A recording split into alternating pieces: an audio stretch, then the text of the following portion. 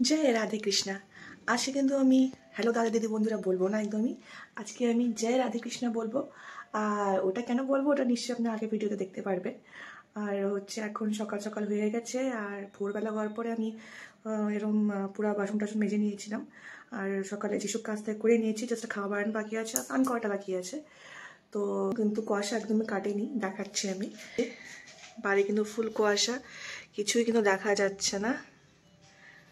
ওর জন্য ওর উপর টাইম নিচ্ছি। অনেক বড় বড় বড় দিন, অনেক স্পেশাল দিন, অনেক বছর ধরে আমি অপেক্ষা করছিলাম, কিন্তু ফাইনালি আজকে দিনটা আসলো। তো আজকে হচ্ছে আমরা মায়াপুর যাব। আজকে হচ্ছে মায়াপুর যাবো, দ্যাটস ওয়াই সকাল সকাল উঠছি। আর উঠে নিয়ে এখন রেডি হচ্ছি, মানে এখনো সব কাজ ম্যাক্স টু ম্যাক্স হয়ে গেছে। তো খাওয়া দাওয়া দেন বানাবো এখন। আর হচ্ছে স্নানটা করলে কিন্তু আমি ফুল রেডি হয়ে যাব, ঠিক আছে? তো আপনি আগে দেখতে পারবেন কেরকম করে যাচ্ছি, কী করছি কিনা সব কিছু দেখানো হবে। ওকে, জয় রাধে কৃষ্ণ ফ্রেন্ডস। এখন কিন্তু আমি ফুল রেডি হয়ে গেছি, এখন অল্প পরে আমরা বাড়ায় যাব। আর তাহলে রাস্তা একদম পুরো এখন ভিডিও হবে, আপনারা সবাই দেখতে পারবে। আমরা কিন্তু রওনা এখন সকালবেলা দিয়ে দিয়েছি, আর এখন গাড়িতে আমরা তো এখন দিচ্ছি। তখনও দেখছি কষা কিন্তু এখনও কাটেনি।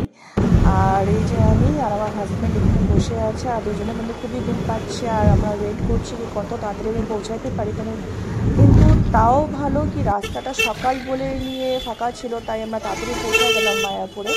আর পৌঁছাতে পৌঁছাতে আমাদের হচ্ছে 11টা বেজে গেছিলো, এই যে মন্দিরটা। আর কেন কি আমরা রাস্তাতে কোন জায়গায় দাঁড়াইনি, কিন্তু আমাদের খিদা খুবই পেয়েছে, তাই ভাবলাম কি ফার্স্টে আমরা ব্রেকফাস্টটা করিনি। তো ব্রেকফাস্টটা করার পরে তারপর আমরা মন্দিরে প্রবেশ করব। তো ওই জন্য আমরা একটা হোটেলে ঢুকছি খাওয়ার জন্য, যেটা নাম দেখতেই পাচ্ছি গিরধারী যাত্রী নিবাস। এখানে কিন্তু লোকে চাইলে থাকতেও পারে, আর নিচে হচ্ছে হোটেল খাবার। এখানে ফেমাস যে পরোটা থাকে, ওই পরোটার সাথে কিন্তু ঘুগনি দেয়। ওটা খাওয়া হয়ে যাওয়ার পরে কিন্তু আমরা ঢুকে পড়লাম মন্দিরের ভিতরে। এই যে দেখতেই পাচ্ছেন মায়াপুর, শ্রী মায়াপুর চন্দ্রোদয় মন্দির। তো এই যে আমরা ঢুকে পড়ছি, আর মন্দিরে কিন্তু গেটের সামনেই হচ্ছে কাউন্টার। মানে কাউন্টারে কিন্তু আমরা জানতাম না কি হচ্ছে আপনার ফার্স্টে কুপন কাটতে লাগে খাবার জন্য। একটার সময় কিন্তু কুপন কাউন্টার কিন্তু বন্ধ হয়ে যায়, তাই আমাদেরকে আগের থেকে কুপন কাটতে লাগবে। তো এই যে দেখতে পাচ্ছেন এটা মন্দিরের গেট, আর মন্দিরের গেটের সামনে কিন্তু কুপন কাউন্টারটা। আর এটা হচ্ছে কুটির ভিতরে কিন্তু সবসময় কিন্তু হরিনাম হতে থাকে, সবসময় কীর্তন হতে থাকে এখানে। এখানে কিন্তু আপনার যে দেখতে পাচ্ছেন ননস্টপ হরি কীর্তন লেখা আছে, হরিনাম শান্তি কীর্তন লেখা আছে। অল টাইম কিন্তু এখানে কীর্তন হতে থাকে 24/7। আর এই যে অপোজিটে কিন্তু হচ্ছে এখানে কুপন অ্যাভেলেবেল দেখতে পাচ্ছেন। এখানে কিন্তু সবসময় আপনাকে খাওয়ার আগে কুপন কাটতে লাগবে। এখানে দেখতে পাচ্ছেন মানে কত টাকা দিয়ে আপনি কাটতে চান, 50 টাকাও আছে, 30 টাকাও আছে, 100 টাকাও আছে। আর এটা হচ্ছে আপনার টেম্পলের টাইমিং, মানে মন্দিরের টাইমিং কখন কোনটা হচ্ছে, মানে আরতি কখন হচ্ছে, ভোগ কখন দেওয়া হচ্ছে, সব টাইমিং কিন্তু লেখা আছে। আর একটার সময় কিন্তু মন্দির বন্ধ হয়ে যায়, আর দুপুর 4টার সময় আবার খুলে। তাই আমরা ভাবছিলাম কি তাড়াতাড়ি করে নিয়ে লাগেজটা রেখে আসি, ব্যাগটা রেখে আসি। ওর পরে কিন্তু মন্দিরটা আমরা দেখতে চাচ্ছিলাম কি তাড়াতাড়ি করে আমরা যেন রাধাকৃষ্ণ দর্শন করতে পারি।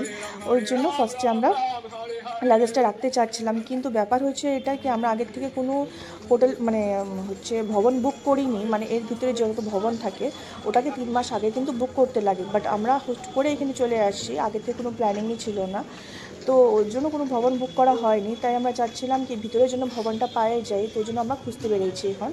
আর এটা যে দেখছেন এইসব রুম, এটা কিন্তু কোনো ভবন না, এটা হচ্ছে এখানে যারা কাজ করে সেবক থাকে, যারা সেবকের কোয়ার্টার্স এসব। আর এই যে দেখছেন এখানে কিন্তু গীতা সব কিছু রাধাকৃষ্ণ যত আপনার বই টই থাকে সব কিছু এখানে পাওয়া যাচ্ছে।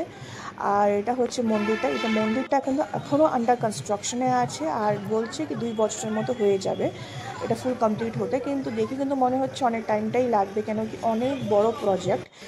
আর এটা কিন্তু এখনও মানে একটা খালি পার্ট, অল্প ছোট অংশ কিন্তু খালি হয়েছে কমপ্লিট।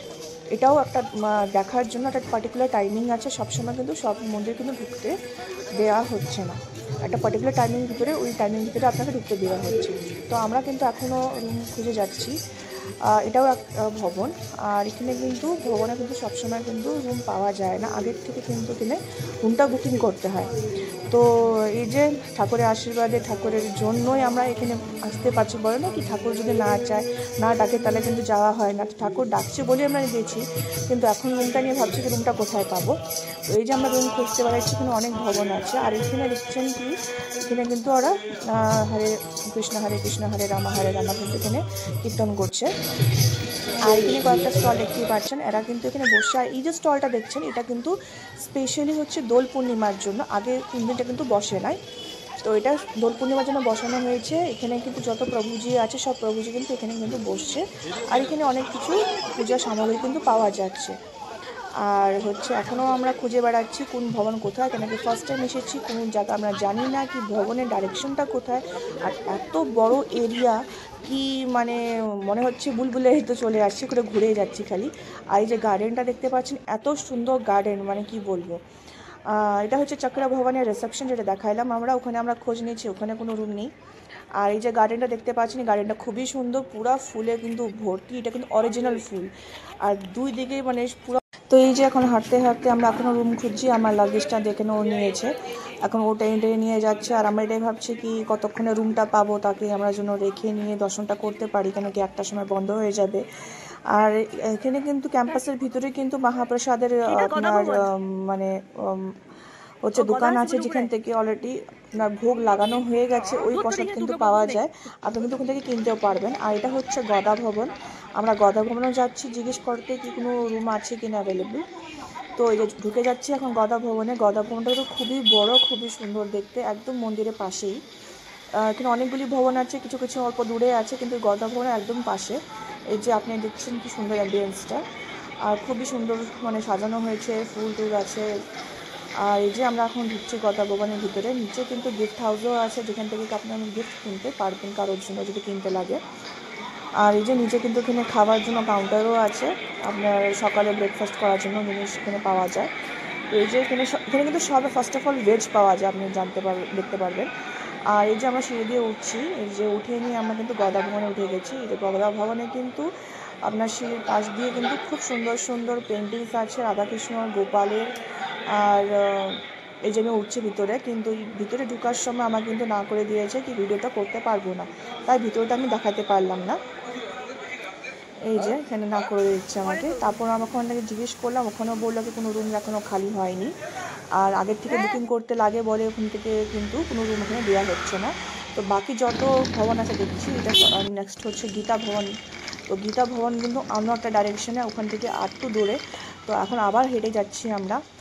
গীতা ভবনে যাওয়ার আগে আমরা চাণক্য চৈতন্য ভবনে ঢুকলাম। চৈতন্য ভবনে কিন্তু কোনো রুম পাওয়া গেল না।